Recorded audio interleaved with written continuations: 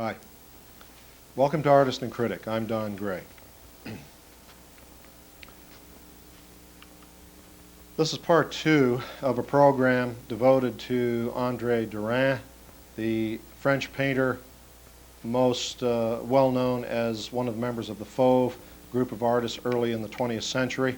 We're looking at Derian as a symptom of the problems that artists have faced in the 20th century, a time of the absolute decay, downfall, disruption, and destruction of principles of art that related art to the past great tradition of art from the Renaissance, from the Greeks through the Renaissance, through Rembrandt, Velasquez, Goya, Chardin, Courbet, and even up through the Impressionists and Post-Impressionists, Cézanne and Gauguin, who were still linked to that tradition. In the 20th century, that tradition, which was one of the expression of human values, a connection with the visual world in one fashion or another, one recognized what was painted, to put it bluntly,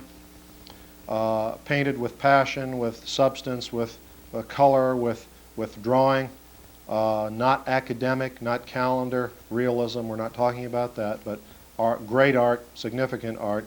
When that tradition was broken in the 20th century, and Picasso, for whatever his achievement, Matisse, whatever his achievement, Mondrian, whatever his achievement, Pollock, whatever his achievement, these artists represent a new possibility of either positive advancement or negative destruction, or perhaps both. And the 20th century artists did what they had to do. Picasso did what he had to do. Derian had to do what he had to do. And Derian was unable to keep up the impetus, the motion, the forward movement of that sense of modernism, the surge of modernism that represents the 20th century. In this first painting we saw last time, we'll have a quick comparison for those who didn't see the first program. The Dancer, 1906, is an example of Derian's Fauvist style, the brilliant simplification of shape, bright color, strong color, little modeling, a strong sense of two-dimensional design. Derian was not able to sustain this.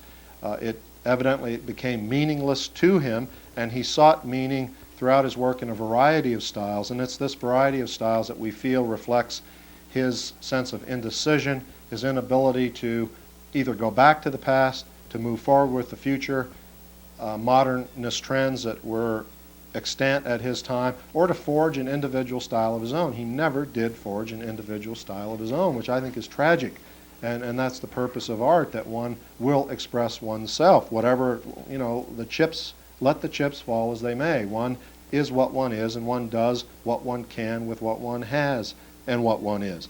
Compare this one to his nude in 1934. And we see the softness of form, the vacuous meaninglessness of the picture, except that I feel that it has meaning in terms of his own inner distortion, his own sentimentalized, conventionalized feelings. One feels a certain, I don't know if one wanted to be Freudian about it, a certain sexual distortion, a certain repressed sexuality that comes out in this kind of greasy sentimentality that seems to pervade this picture. The expression in the face, the lack of character in the modeling of the head, the whole handle. This nude will not go down in the history of the painting of great nudes. It's too flaccid as a form. It's too illustrational. It's too. It reeks of. I don't want to keep using the word disease and illness, but it reeks of an inner weakness, an inner lack of adaptation. Enough said, right? All right, then let's move forward into the bulk and body of part two. And we move to a work by Paul Cézanne.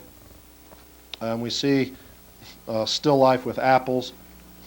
And we see Cézanne's massive sense of structure. The apples become almost like blocks of stone, of granite. The foreground cloth on the lower left becomes, as someone describes Cézanne's cloths, as majestic as a mountain ridge. There's nothing clothy about it. We feel like we're in the presence of eternal forms. As we mentioned last time, Derian went through a period influenced by Cézanne. And we see this in a picture called Window on the Park coming up by Derian. I apologize, it's in black and white. Your sets are functioning properly. But just to see what he does in the structural aspect of his work, we saw it in his self-portrait last time, in the bridge of Caen last time. This is Cézanne filtered through Picasso. We see the picture in the left foreground. That's a typical Picasso-esque handling of a form. We sweep across the forms at the lower part of the picture. Those are Picasso-esque adaptations of Cézanne, and then perhaps go upward through the flower vase in the window. All of those forms suggest Cézanne and suggest structure. In order to give us a feeling of a Derian picture coming up, let's examine, well, before we do that, let's look at this still life by Derian, painted in 1939. And I suppose we could find a sharp-edged contour reminiscent of the Cubists, Cézanne and Picasso. But I think Derian, in his search, really amounts to kind of a desperate search for artistic legitimacy and to justify his own existence as an artist. This is serious stuff. This strikes at the very heart of an artist's existence. Artists have committed suicide over lesser issues than this. The fact that they end up having nothing to say. We think of Ernest Hemingway trying to walk into the blade of a propeller of an airplane that he gets off of late in his career when he's absolutely washed out and washed up as a writer. But more than Picasso-esque simplifications in this picture, I think we see the influence of Spanish painting, still life painting of the 17th century. There was an artist by the name of Cotan, C-O-T-A-N, and other Spanish painters of the day who painted still lives with sharp outlines, a stark realism, multi-levels. We see it on two shelves. If we look at the lower left-hand corner of the picture, that brown enamel bowl, that could be directly out of a still life painting by Velázquez in its detail, its stark contrast of lights and darks. Now, in order to set up a Derian painting coming up, let's first look at one by Edvard Munch, the 19th century expressionist painter, called Melancholia, painted in 1900. We're going to look at an interior by Derian in a moment, but Derian is struggling so in his, and his painting is so inconsequential and the figures so twiggy and woody, whereas Munch's painting is so powerful and the figure seems obviously melancholy, isolated, but solid in itself, solid in the composition of the picture. We look at the table and what might be seen as shadows cast by the plant become almost blood vessels or capillaries within Munch's own disturbed and distraught apprehension of the world. But the whole picture seems significant. Now, let's go to Derian's painting called The Interior. And we see another adaptation of Derian's style, and he varied from the primitive, going back to Italian primitives, to Pompeian frescoes, Picasso and Cézanne, Renaissance paintings, Italian primitives, as I guess I said, the faux. Here we see him in a primitive vein. Look at the twigginess of the arms. Keep in mind, say, the second figure from the right, the one in the white blouse, female, her arms reaching out. We'll see similar forms in the landscape coming up. We'll see similar forms in a painting by Dali of attenuated figures. There's a surrealist quality about this painting that suggests another avenue that Derian attempted to explore to find his own style, to find something he could depend upon. This isn't very brilliant painting. It's not very exciting stuff. It's not very profound. It really reaches almost really the level of the pathetic. An artist reaching this level. This could possibly be a painting or an illustration for a stage set, but even so, it's not really very convincing. We look at Dali's surrealist, a giraffe aflame, presumably the giraffe neck being a phallic symbol, talking about sexual ardor and passion, signifying the flame. We see the figures, the elongated, attenuated figures. We see reaching gestures of the arms and so forth. Let's go to Derian's landscape in 1928 and look at the tree on the right with the leafless reaching for that little white cloud, perhaps, hoping to find his artistic destiny, his personal fulfillment. Again, we spoke in the first program about a bifurcation of Derian's personality, of his artistic intentions. I think this picture has a sense of sort of a full, mysterious, dark leafiness on the left, broken or separated from that kind of bony desolation on the right, seeking some kind of unity in the cloud or the distant landscape through the vista there beneath the cloud, somewhat reminiscent of a Cézanne vista picture where we see Cézanne trying to reach a goal.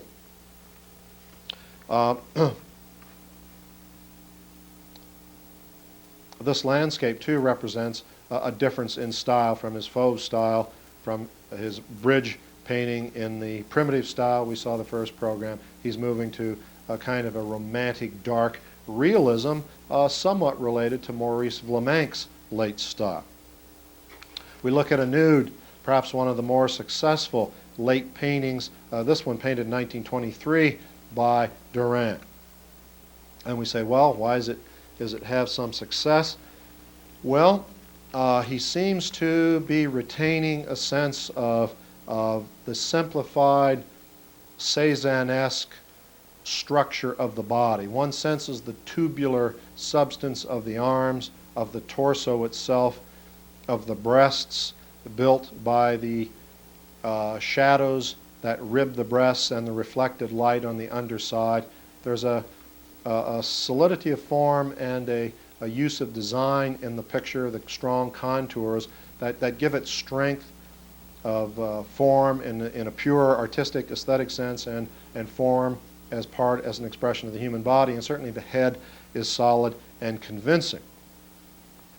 But Derian doesn't stay here, and I suppose we can't really blame him for not staying here, because this isn't truly his personal style. There's really too much of Cézanne still left in the man, too much of Picasso left in the man.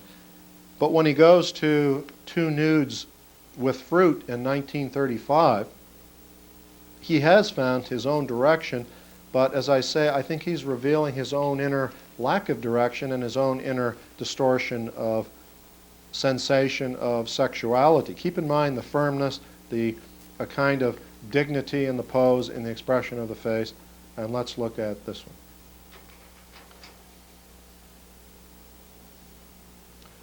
We're back in that rather ghastly Never Never Land that we explored in the other nude at the opening of the show, a repeat, nude from 1934, and obviously the same model posed for that figure as posed for the figure in the left-hand corner of the picture, the dark brunette with a certain kind of slightly disturbed expression in the face. There's a kind of a sense of the model being bathed in sweat or grease with the highlights that underscores a certain sexually greasy, bear with me folks, feeling in the figure that comes from the expression and just the pose and the feeling of it. Look at the terrible shoulder in that woman. It's just a terrible piece of painting. The flabby upper arms, even if she is a chunky, soft woman, the forms, the artistic forms, have to have a certain solidity. A terrible elbow. It looks like the end of a kielbasi or a bratwurst or something. You know, it doesn't have any sense of inner structure. And then we go to the woman on the right, which is perhaps a slight improvement in drawing and structure, but we look at the head, and there's that similar sexual disturbance in the expression, and there's unfortunately a flaccidity in the body. We're not just talking about the characteristics of the model's body. It's simply the way the body is drawn of its own sort. I suppose one can say it has some vague connection to the Venetian painters, Giorgione, Titian, something of that sort, but it just seems an anachronism in our own time, and it's not that a Titian couldn't surface today, or a Giorgione, or Rembrandt, or anybody else. It's just that Derian just didn't have the artistic capabilities to handle it. And of course, putting the women with the fruit symbolize sexuality. They symbolize women's bodies. Women's bodies are fecund with the fruit of the womb, and the breasts, of course, are likened to fruit. So that it's a picture of female sexuality that comes off leaving female sexuality with kind of a bad name, in the sense that it's cloying and distorted through Derian's own psyche. So we have this man desperately searching and really not finding. That's the tragedy. I think that's the tragedy of it all. He lived a long life, approximately 74 years. We look at this picture called Horses and Flags. Not good, not good. We could possibly see some validity to it if it is a stage design for stage set, costumes, that kind of thing. But it's pretty thin. It's pretty thin stuff for an artist who is trying to be a great artist and who simply can't make it because of some frustrating circumstance in his character, which none of us will probably ever know. See, an artwork could be two-dimensional, but keep in mind how really flat and inconsequential this is. How the horses and standard bearers just seem randomly disposed. Compare it to the substance of a Byzantine mosaic, Theodora and her suite, in the 4th or 5th century A.D., and we see two-dimensional figures, stylized figures, in a marvelous composition and with a sense of human reality, a sense of design substance despite the two-dimensionality of it. And keeping this in mind, we go to a picture by Derian called The Queen. Possibly a costume design and excusable on that grounds, but if not extremely superficial, and again pointing up the limitations of the artist, the big nose and the wide eye, expressive of Etruscan characterizations of the anatomy and early archaic Greek epitomizations of facial characteristics.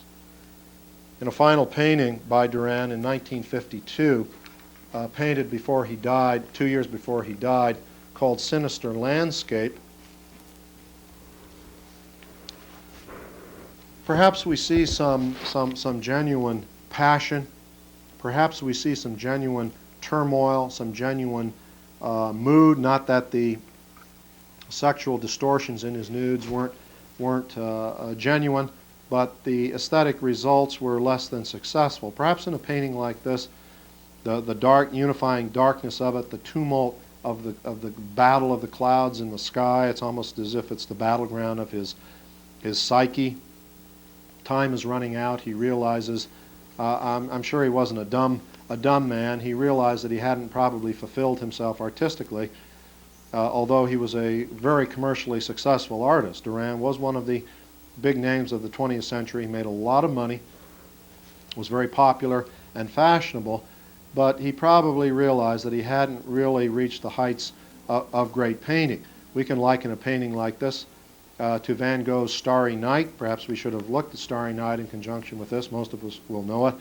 Or one of Van Gogh's very last paintings, Wheatfield with Crows, where the sky is very dark and sinister, and the crows flow over the swirling, literally burning wheat fields as omens of death. There's a similar feeling of this here. And in the absolute center of the picture, there's a pole, looks like a fence pole rising up to point to and penetrate into the sky, and somehow one has the feeling that it's Derian himself reaching up, just as Van Gogh's Cypress Tree and Starry Night reached for the heavens.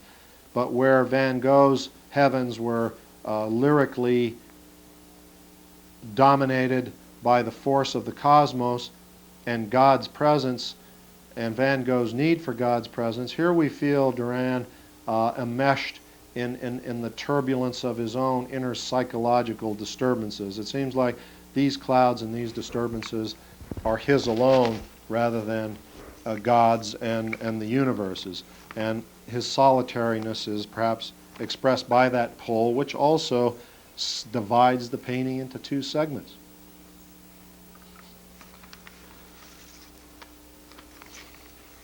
Times were extremely rough, of course, in the 20th century, but they weren't always that way. The time that Derian found himself in. We can go back to a painting and compare this to the one we just looked at by Derian, Cézanne's Sea at L'Estaque, painted around 1885, and we look at the tremendous sense of order and control. There could be a certain element of foreground confusion, not confusion, but a sense of psychological struggle where the simplified walls and smokestacks and roads seem to tangle in kind of irregular geometric battle. But then we see that roughness contrasted with the smoothness of the sea, painted in his flat but very substantial style. And we feel we have a link to the background mountains through the white sailboats, particularly the one on the left, pointing up to that dock that seems to protrude from the upper left out into the sea, and then we get across to the distant mountains. And of course, Cézanne was always trying to get over the immediate barrier of his early sufferings, emotional sufferings. But so keep this in mind, keep Derian's landscape in mind, keep Cézanne's in mind, keep the composition in mind of the diagonal wedge of blue sea, and let's go to a contemporary artist's painting, Susan Hall's picture called After. 10 feet by 4 feet of sheer desolation. And does it seem too much of a stretch of the imagination to feel that she has based this painting on Paul Cézanne's view at L'Estaque, Sea at L'Estaque? And of course, this is the modern version, where Cézanne combined disorder and order into a masterpiece, a masterful synthesis of good and evil, if you will, or the unconscious and conscious in his personality. Susan Hall, in the epic of the atom and the hydrogen bomb, sees total destruction. And it's this destruction in the 20th century that leaves contemporary artists so adrift, not knowing where to move. Everywhere seems desolation. Adrift in their own way, as Derian was adrift in his own time. Let's look at a painting, contemporary painting by Andrew Wyeth called Soaring, painted in 1950. See, who are those buzzards soaring after? See? We are up amongst the buzzards in one sense, but we're also down below. Beneath the big buzzard's right wing, we see this tiny, tiny, tiny, tiny little house. And the buzzards seem to be spiraling down toward that house. And of course, we're the occupants of it. So this is the world, this is the land of after that Susan Hall talks of. This is the land of contemporary artistic and spiritual desolation, created by the 20th century, or as the heir of the 20th century, that Derian himself didn't know what to do with. What's in that house? Perhaps Wyeth offers us the answer. Perhaps it's Carl. And perhaps Carl's about ready to be hung on that hook. We could almost imagine that it would be a buzzard's talon reaching through the ceiling. Now, I know that's a little bit of poetic license. Buzzards don't do things like that. But without much stretch of the imagination, we see that same threat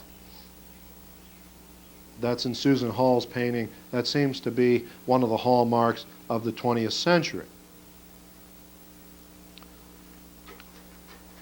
We look at Jacques Levine's Feast of Pure Reason. And we have a reason for the cynicism of our age. The policeman on the left.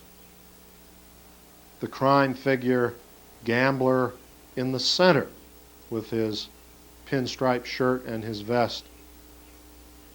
The politician on the right in his spats and